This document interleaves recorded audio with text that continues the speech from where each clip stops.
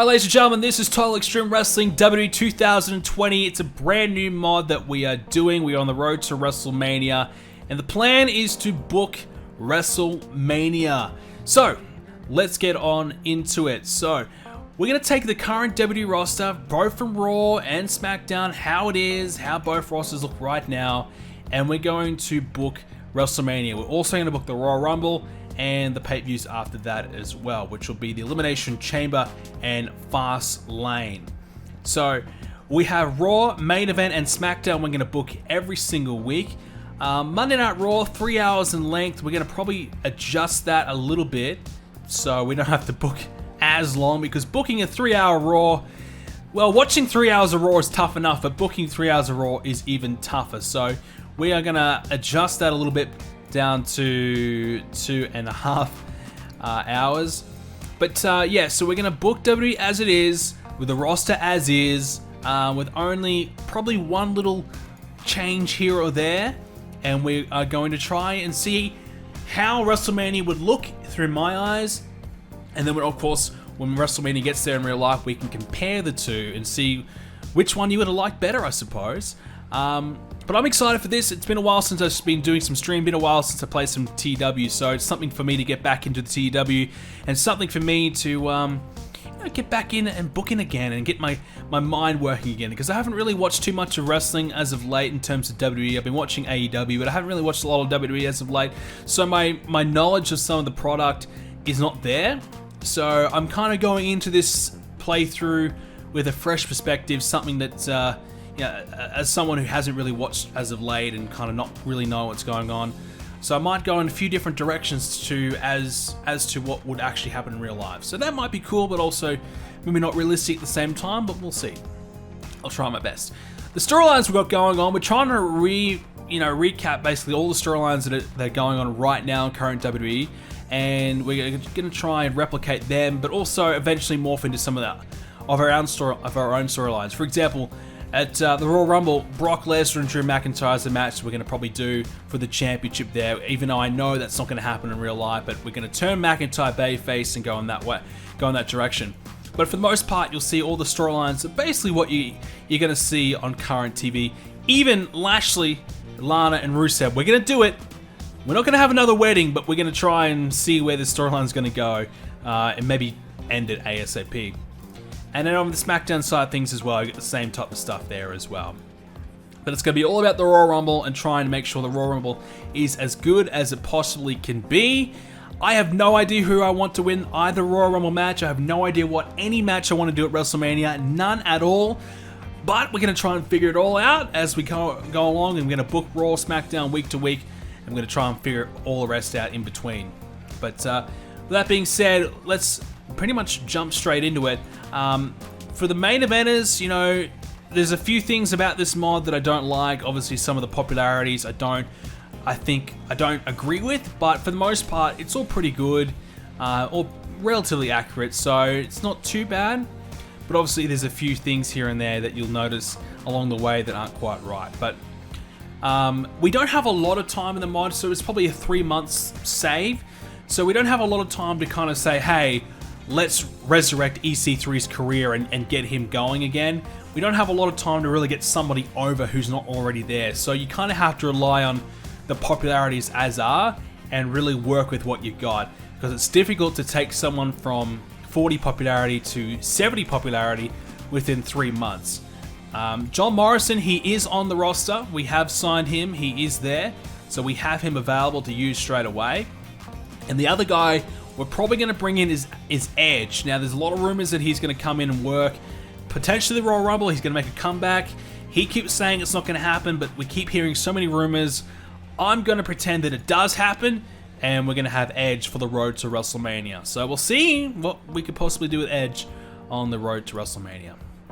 Alright, with that being said, let's jump into it. Let's book the first show. Let's see what Raw is looking like, and let's have a look at, some of the issues backstage, all the influences, Lesnar, Heyman, bad influences.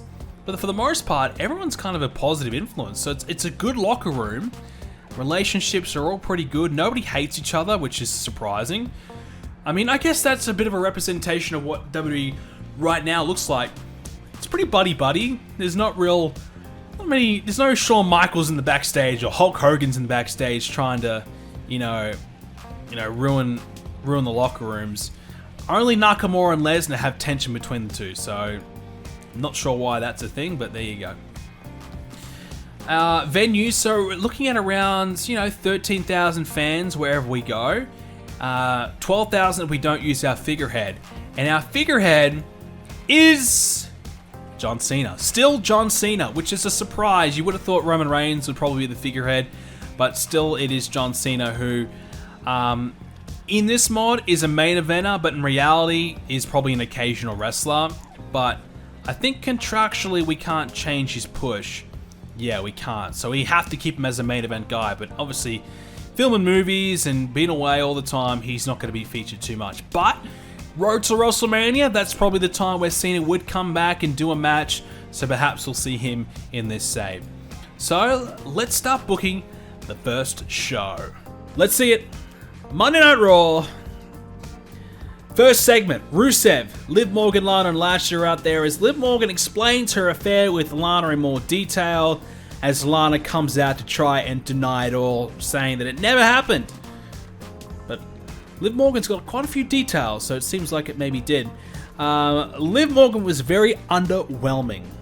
Great. Drew McIntyre versus Matt Hardy for 71. Hey, that's not bad. Drew McIntyre 70. Matt Hardy still got it, 68. The hints at a Drew McIntyre face turn completely bombed with the crowd who remembers his very recent turn, which is not true at all. TW screwing us around there. But a win for McIntyre as we look to push him a little bit higher up the card and also transition him over to be a babyface to get ready for Brock Lesnar. Becky Lynch with a 100 rated promo. Wow. She says she's not intimidated at all by Asuka. Wow. That's a good start to the Becky Lynch-Asuka feud. My goodness. And it goes downhill from there. The Viking Raiders took on Eric Young and Mojo Rawley. Eric and Ivar 35 apiece. Mojo 38. Eric Young 54. Wow. Eric is not suited to his gimmick. That's Eric of the Viking Raiders. Okay, so we need to remember that. We've got to change Eric's gimmick. Paul Heyman is scouting for Brock Lesnar's next opponent. 86. Well, hope he was watching Drew McIntyre's match earlier on. We had an angle here. We had various superstars. EC3, No Way Jose, Zack Ryder, and Kurt Hawkins all trying to find R-Truth. They find out the location of R-Truth. They see a picture of him on Instagram. He's eating at McDonald's. So they say, you know what, guys, let's get in the car. Let's go to McDonald's. Let's try and find R-Truth. Humberto Carrillo took on Buddy Murphy in a one-on-one match. Humberto 49, Buddy Murphy 47. So Humberto actually outperformed Buddy Murphy. That is concerning. Aleister Black on commentary. Buddy Murphy actually did not win. Humberto won. That's a mistake. But anyways, Humberto won the match. That's not good. Well, there you go. That's raw booking for you anyways. Montez Ford on Angelo Dawkins cut a promo mocking the OC. So that kind of kicks off that feud a little bit. Ricochet picked up a win over Shelton Benjamin. Ricochet 68. Shelton Benjamin 67. Very good from both guys. We're going to try and change Ricochet's gimmick. Let's see how it goes. Poor. Well, we went from a poor gimmick to another poor gimmick. There you go. Samoa Joe and Kevin Owens are out in the ring expressing their frustrations for Rollins and AOP. And kind of signaling that, yes, they are aligning with each other to try and take them down. So 78 there. Well, we return to McDonald's where R-Truth is at McDonald's eating. He realizes that 4 WWE superstars are just pulled up at McDonald's. They get out of the car and they're running into the store to try and find Truth. R-Truth, who's on a date, has to leave his date and he runs for the hills. He runs, tries to find a hiding spot, ends up finding a ball pen, jumps in there, hides in there with all the balls in there, And then you see all the WWE superstars running around McDonald's trying to find him. They can't find him anywhere. And eventually R-Truth escapes and gets the hell out of there. So unsuccessful attempt to take the 24/7 championship from R-Truth. Rey Mysterio beat a local guy in a couple of minutes to pick up a win, 53 rated. Mysterio 77 there from him.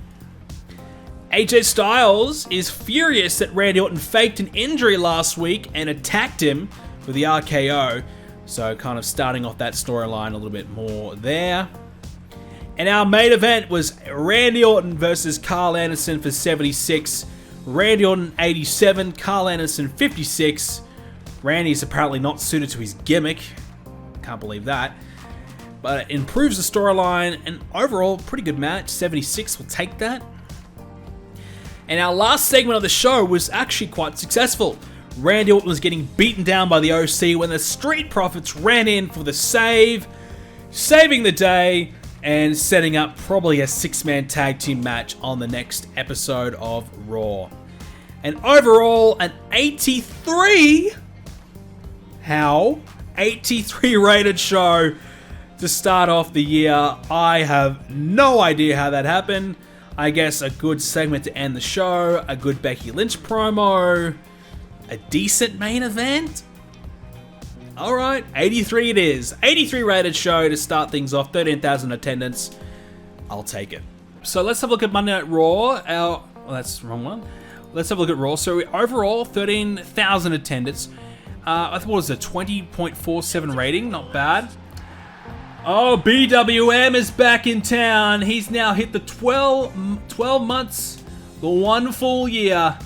BWM, great to see you, dude. And it's always a pleasure to see BWM. He is the man. He's an absolute legend, and good to see him back. And it's good to be back streaming as well. It is good to be back. AEW doing the Young Bucks versus Chris Jericho and Park in a feud. That's interesting. So 86 was our main event with the last segment. 83 overall show. 76 was the main event match. So those two segments probably saved us a little bit. Becky Lynch's promo as well. The rest of the card, pretty average in between. He had another decent Joe and Owens promo. AJ Styles had a good promo. So a couple of good segments got our show across the line. Paul Heyman had a good one too. So our angles were certainly the key in this week's Raw rather than our matches. And I think the angles will be the key overall to having good shows. I doubt we're going to have great shows. Good shows in the back of good matches. I doubt that's going to happen because it's too difficult to have good matches considering we don't have the depth really. We'd have to keep relying on our talent. You know, on having the same top guys versus each other every week, which is not what we're going to do. Any changes in popularity? We'd have to believe the OC and the Street Profits got a bit of a bump up. Angelo's now at 35, so he's hit the benchmark. Montez Ford as well, which is good. The OC, did we get anything out of them? Where are they? Oh, they might be up in mid-card. Yep, Carl Anderson 54, Gallows 54. I don't think we've got any change out of them just yet. Drew McIntyre, nothing from him either. So those are some of the guys we need to look at and push a little bit more, and that's the guys that we will definitely be trying to get over in the interim. Main event. We open up the show with Andrade gloating about becoming the US champion and how he's unbeatable. He's in the form of his life. No one can touch him. He's so great. Andrade is the man, in his own eyes at least. 60 rated. Pretty good promo, actually.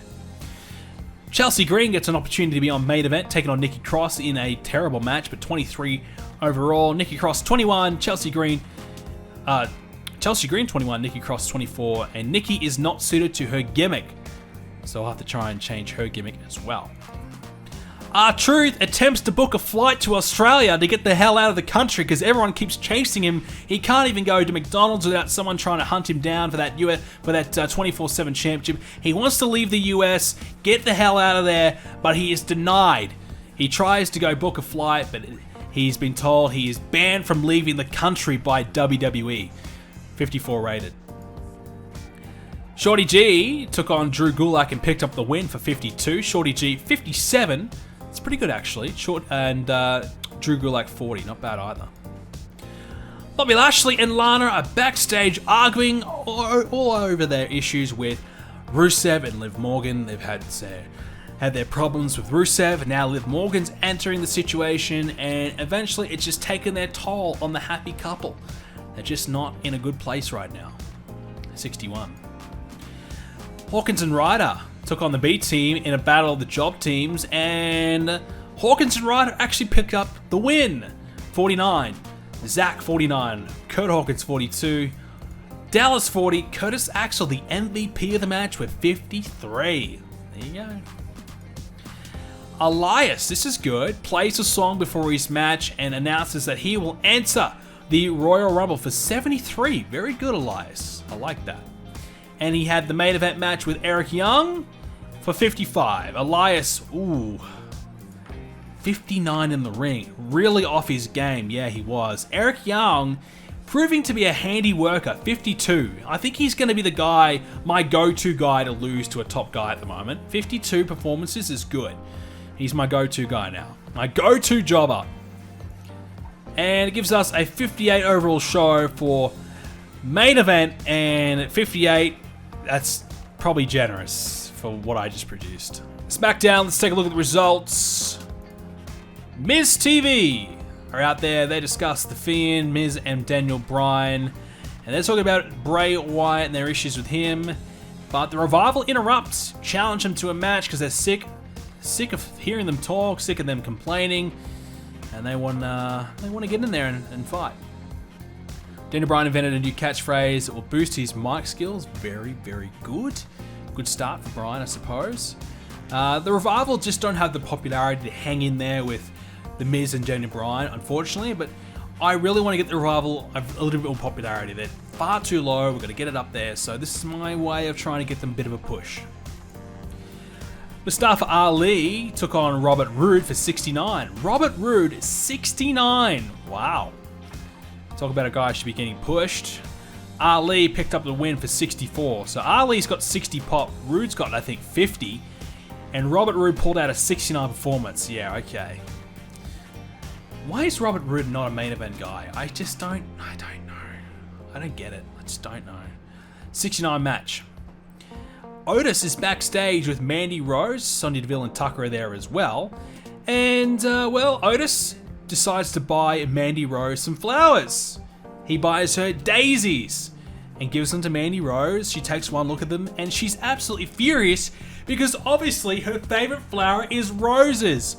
You get it? Mandy Rose? Roses? Of course, it's genius. Mandy Rose is furious. Otis is upset. He's upset the girl that he's trying to get with, and Mandy Rose is not happy with Otis at all. Sonya Deville not suited to her gimmick. Otis was underwhelming. Mandy Rose came out of this looking excellent. That's all that matters, right? Very good. Great segment, great result. 41, good shit. King Corbin challenges Roman Reigns to a match for 72. And then Corbin lost to Kalisto. Now, we have this little thing on the Twitch chat. People can, buy the honor to decide who gets to win and lose matches. And this occasion, Kalisto was given the honor to beat King Corbin.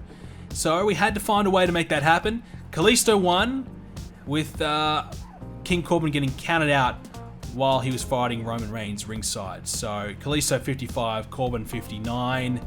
Wow, Corbin really sucks. 55 match. You know what, Corbin, you can lose that. Whatever. So anyways, Roman Reigns basically cost Corbin the match. Post-match, it was a brawl between Reigns and Corbin. There you go. Braun Strowman and Sami Zayn had a nice match. 74. Sami Zayn, 74 performance. Braun Strowman, 67, not suited to his gimmick and really off his game. And it ended up being Braun Strowman winning by DQ when Nakamura ran in and attacked Braun Strowman. You know what happens next. A 2-on-1 attack, Nakamura and Sami Zayn attacking Braun Strowman. And, it didn't quite go so well for Nakamura and Shinsuke. For Shinsuke and Sami Zayn, Braun Strowman ended up fending them off and they both ran away. So, a bit of a 50-50 segment there. Both guys getting their stuff in. And a bit of an even situation. 78 though. So good match followed by a good segment. Back-to-back good stuff. So the IC title picture, I guess you could say, Nakamura and Strowman had started off pretty well. The New Day took on the B Team in just a match for the tag titles. It was a good match though, 69. Kofi Kingston, 85. Wow. Big E, 70. Dallas, 40. Axel, 50. Now there really is a real lack of tag teams for the New Day to verse at the moment. So the B Team was all we had. Really. It's not good going. 69. Tamina took on Carmella as we look to get some of the women spotlighted heading into the Women's Royal Rumble match. Carmella being one, she picked up the win over Tamina. Lacey Evans was interviewed backstage by Renee Young, and she talks about her struggles against Bayley and Sasha Banks as we kick off that feud here. And our main event was a pretty good one. The Miz and Daniel Bryan teamed up to take on the Revival, and Miz 84, Bryan 91. The Revival around about the 60 mark, who need a better gimmick as well. So does The Miz. So a lot of gimmick issues at the moment, which is a concern. So lots of changes need to be done. The Revival, though, lose to The Miz and Bryan. Good match. And then The Fiend teases an appearance as Bryan and Miz get ready to fight back. So 83 there. Probably was hoping for a little high, but I suppose The Fiend does lack a little bit in popularity. He's got 72. Ideally, you'd want him around 75 to 80, around about that mark as the top guy. So he's a little bit low on pop, so he needs to, obviously get a few wins to get that up there. But ultimately, a 79 rated show. Not as good as Raw, but still pretty solid. I'm actually quite surprised we're doing as good as we are right now, considering the shit that we're booking at the moment. Let's take a look at the results of SmackDown. So all these people, they definitely want the call up from developmental. Fox is unhappy with the quality of last night's show. Ooh, 26.78 TV rating. So what kind of quality does Fox want from us? They want 89? Are you kidding me? 89? There's no way. There's no way I'm getting 89 every freaking week. Not having it. None. Adjust my time slot, please. Put me on in the evening. Let me go early. Actually, even more sense. I'm going late. Let me go later on in the night. I can do 80. I can do 80, but I cannot do 89. I would have to book Daniel Bryan in the main event against someone very good every week. Like, cannot happen. Not having it. No. I'm just not doing it. Alright, so let's have a look. Was there any changes in popularity? Fiend, no. Who would realistically change? Maybe Strowman, 75, no. I mean, the Revival hopefully went up a bit. Bryan, 85. I think he went down in popularity, if anything. Revival, 45. Still no change for them. So it's a little frustrating. Kalisto, did he go up? Does anyone change popularity in this mod? No, he beat Baron Corbin and did not move at all. Did Corbin go down? No. Is there anyone who is capable of changing popularity in this mod? Seriously. Alright, so we're up to Raw. So we've done the first week. Pretty rough week. But our storylines, we've started most of them. Just need to start the Men's Rumble a little bit more. McIntyre, Lesnar, we're about to start that soon. And yeah, for the most part, I would call this a reasonably successful week. The ratings were probably better than I anticipated. So that's a positive. It's a positive. Obviously a lot more room for improvement, but hopefully we get there. Samoa Joe back in a week, that'll help. Ruby Riott back in 11 days. I don't know what her realistic time frame is, but that's good. Jinder Mahal's back soon, as is Jeff Hardy and Lars Sullivan. and the Usos. And Naomi even. So we do have a few talent coming back that will help beef up the roster a little bit. So that's a positive sign. So if you are watching on the YouTube, thank you so much for watching the first edition of the series. Make sure you follow me on Twitch @BrendenPlayz, subscribe to the YouTube channel, and leave a like on the video as well.